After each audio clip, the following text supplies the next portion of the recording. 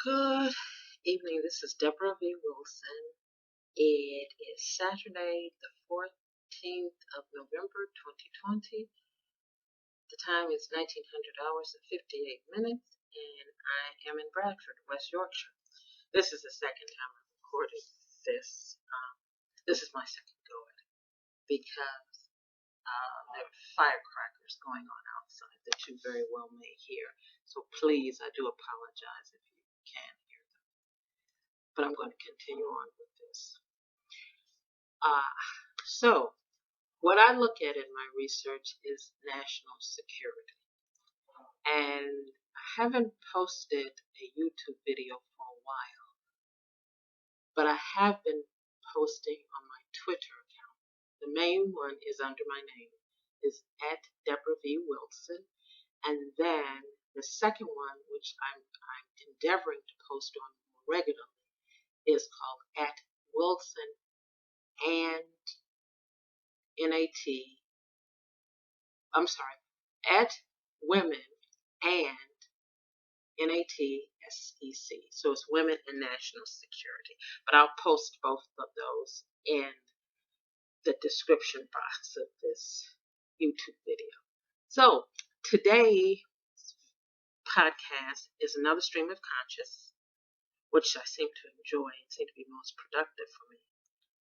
I am continually dissecting and seeking to understand how national security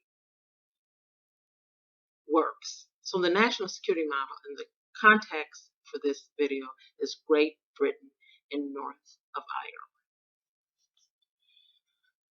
National security is from the state, but there are people in it. The model is conceptualized, developed, maintained, and run by people. So what I'm always curious to understand is how national security intersects with civil society. And then in this particular podcast, I'm looking at what does it mean when a goal or goals of national security intersects with the similar goals of civil society, a portion of civil society, some in civil society. So national security model, which again emerges from the state, gets its might from laws, the laws that are constructed and implemented and interpreted. That's in a country like this. In the context is Great Britain and North of Ireland. Civil society gets its might from its numbers, knowledge base within an organization or group of civil society actors, and access. Because civil society, to make any change of substance, needs access to redirect the state's attention, to refocus the state's efforts, to seek to initiate a corrective measure. They have to have some engagement with the state to do that. So in the last few years, I've traveled between three countries that are not my country of birth, which is the U.S. And those three countries are Canada, Israel, and the UK, or Great Britain and North of Ireland. In Canada, I observed that there was space. More, I believe, in my opinion, and that's what I'm still working on. There was more space for a diversity of expression of Islam. There was still the normative narrative, with that being Sunni.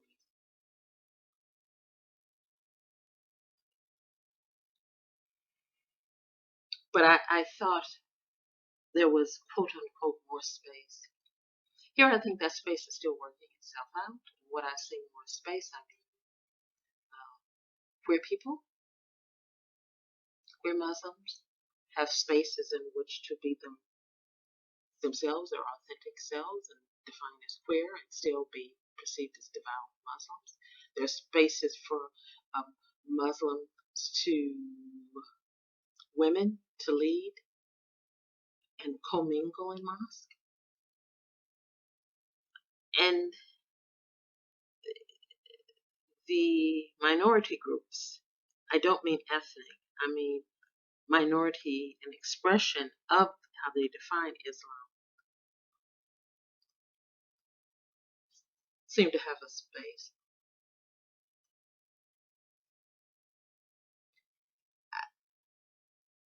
I think those spaces are still working themselves out here. For example, the, when I was still in Canada, I wasn't here.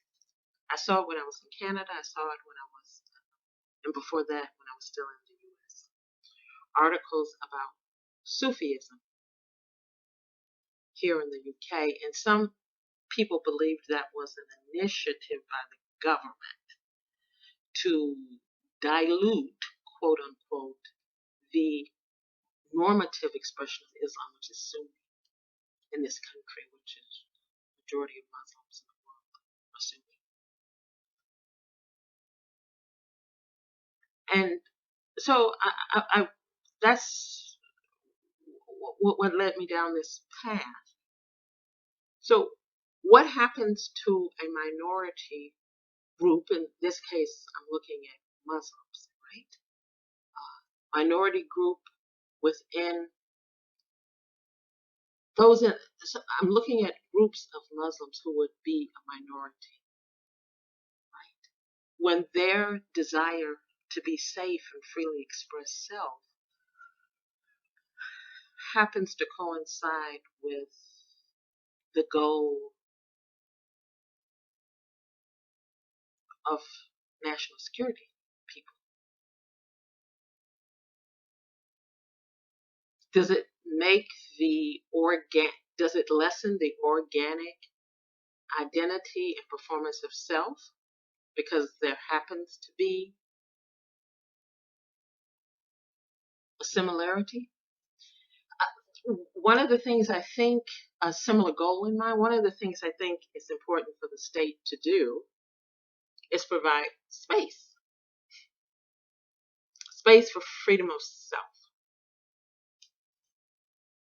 So for instance,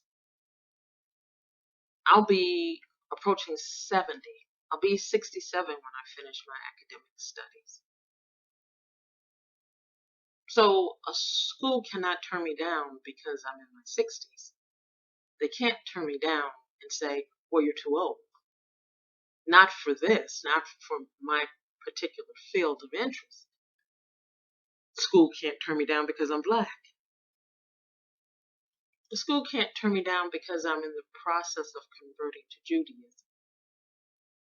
So there's space for me to express myself. Before I moved around a bit, I used to travel, while I was still based in the US, I used to travel to the United Kingdom, Great Britain, and north of Ireland. Places like to respect. I used to travel to London 3 to 4 times a year. And I would do a myriad of things. I would go to feminist events. I would go to feminists who were left of center. I attended lesbian events, and those lesbians were left of center. I attended London Central Mosque and Westminster Cathedral. And the state never interfered with it. The only time the state interfered is when I started interviewing people. And I was interviewing people that had less than harmonious goals for this country, and some people who I thought were foreign diplomats. This is before COVID, and London was hustle and bustle and reflected. The world is moving around. You just walk from one street to the other, and everything God created was walking about. And so in my research, questioning how national security was done here, I interviewed people who I thought were foreign diplomats based in this country.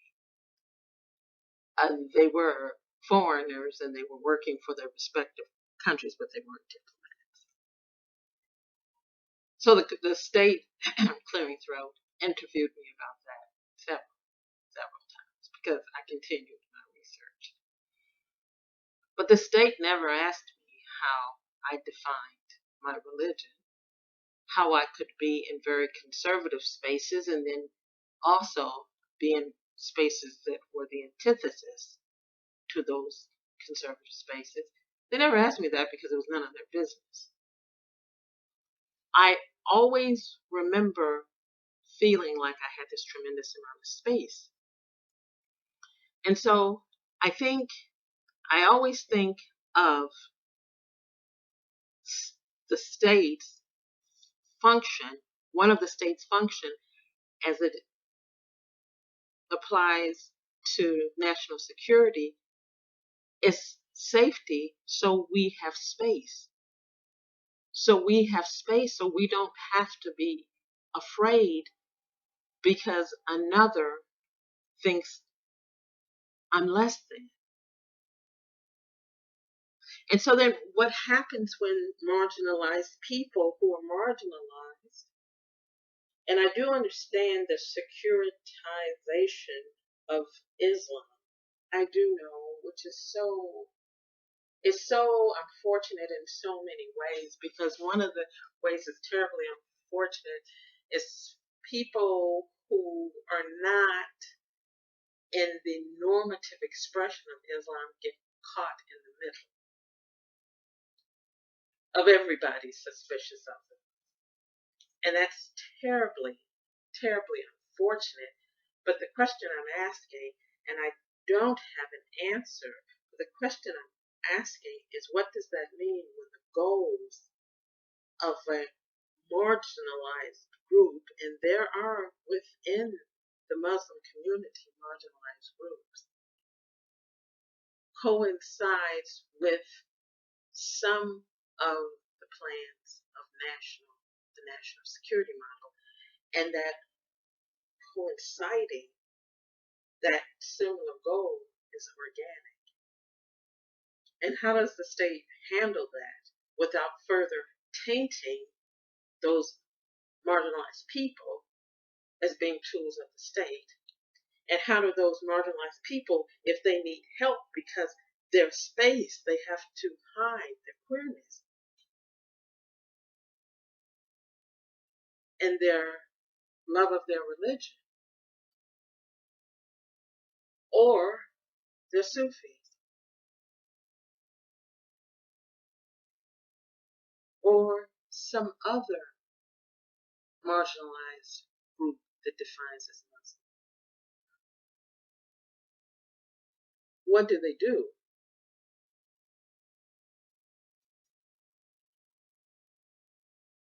It's interesting, and I'm going to start meandering here, so I'm going to cut this really short. It's the same thing that's happened to the Jewish community here, but in a block. Post 9/11, the way Islam is viewed has been, I could do a 2-day podcast.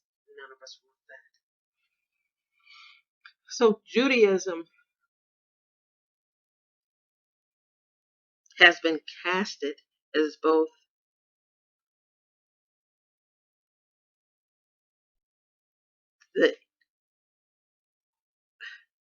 what is the villain and what is to be protected. And Jews have been victims as well in this climate. And for my focus, and no, let me stay on this track. And how some feel, again, the context is Great Britain and North of Ireland, how some feel in and out of the Jewish communities about that faith in its multitude of expressions around national security, and how Islam, with all of this, I think, unbelievably wonderful expression of creativity and humanity in which we grapple with, for those of faith, how do we see the Creator? And how do we engage with the Creator? And how do we express with all ourselves, with all our identities, the divine, again, for those of us of faith. So, this is what I've been thinking about. I get terribly frustrated whenever I talk because my own truth is more than any civilian on this planet, I've had more contact with SO15 in my life. And that's because of my activism and interests. And so I carry the scars as well, the metaphorical scars of being questioned by the state, so therefore their repeated contact with me is tainted, if that makes sense. So I will understand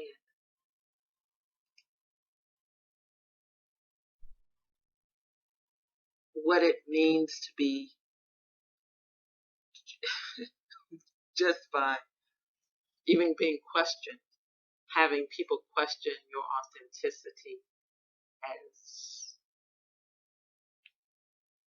an activist, a left of center person. So it's what I'm working on in my research, which by the time I'm 63, so by the time I finish, I'll be 67. And I suppose the way I look at it is this way. At some point, MI5 is going to get tired of questioning me. So when I don't, because now, I mean, the COVID, I can't interview people. So, and so I'm thinking as I get older, at some point they're going to tire SO15 and MI5. They haven't questioned me in a long time. That's because of the COVID. I have type 2 diabetes, so I can't get out and about and roam around and talk to people. It's best to have these conversations face to face. So, as I said, one hopes that at some point they'll go, oh, well, she's not, whatever, never mind. So, I'm going to continue to work on my research and try to post more regularly, and I hope you followed and got a little bit of the gist of what I'm trying to say. There's the other marginalized Muslim community in Great Britain and north of Ireland that I want to mention, but I've hesitated because I always slaughter the name. I'm sorry. The Ahmadiyya Muslims. I'm sorry. I apologize. But I will put the link in the description box with information. That's what I'm working on. This is Debra V. Wilson. I'm in Bradford. Thank you.